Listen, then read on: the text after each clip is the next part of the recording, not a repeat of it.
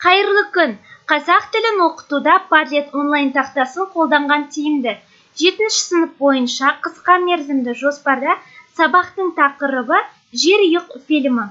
Осы қысқа мерзімді жоспар бойынша бүгін Padlet тақтасын қалай қолдану керектігін сіздерге көрсетемін.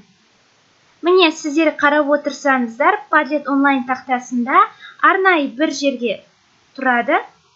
Мысалы, бастапқы кездегі жаңағы қысқа мерзімді жоспар бойынша психологиялық ахуал туғызу болып табылады, жүректен жүрекке. Ары қарай кетсек, айтылым 7-ші тапсырма мәтіндегі етістіктердің қай жақта тұрғанын сөйлемге морфологиялық талдау жаса. Осы жерде арнайы мәтінді қоюға да болады.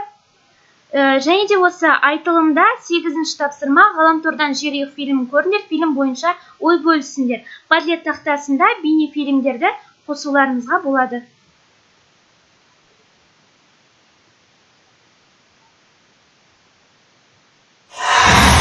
Жылу сыртына төгіліп тұратын бейнесін салмақ келеді. Біз кәріспіз. Қасиетті қазақ жеріне қош келдіңіздер. Үлкен рахмет. Ата, Сіз өтіп кеткен ғой. Бұл не деген мақсара? Мыналар адам сияқты қабылдап, адам сияқты орны бастырды деп. осы жасқа келгенде тағы да жазаға тартылайын деп жүрсің. Үкімет пен партия күреседі деген тапсырма. Міне, Padlet тақтасында осындай бейне фильмдерді көрсетіп, жасауға да болады. Және де ой таразы жазылым 10-ші тапсырма. Бұл сәтте де балаларға көрсетуге болады. Айтылым талқылау сұрақтары міне.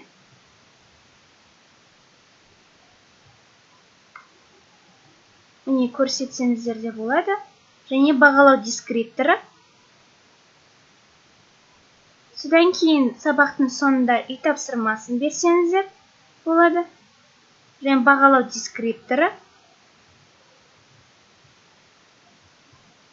Ең соңғысында қысқа мерзімді жоспар бойынша рефлексия кезінде сіздер сауалнама жүргізулеріңізге болады. Қазақ тілі 7-ші сынып, сабақтың тақырыбы жерұйық фильмі. Міне, оқушылар осылай мына сауалнамаға жауап береді. Осы арқылы оқушыларға балл қойсаңыздар болады сабақтың соңында. Бұл рефлексия кезінде Google Classroom-ға арнайы сауалнама жазылады. Сол жерден оқушылар Google Classroom-ға кіріп, міне 7-ші сынып бойынша қазақ тілі осы жерде сауалнамаға жауап беруге болады. Міне мына жерде арнайы сауалнамаға жауап беру деген тұрады. Балалар осы жерге кіріп, жауап берсе болады сауалнамаға. Міне қарап отырсаңыздар, балалардың сауалнамаға жауап беруінің кестесін көрсеңіздер болады.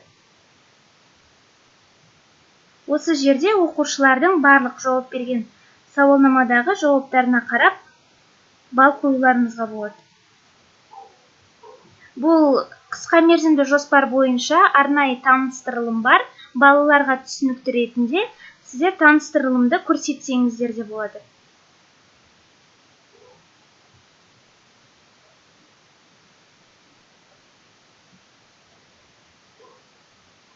Назарларыңызға рахмет.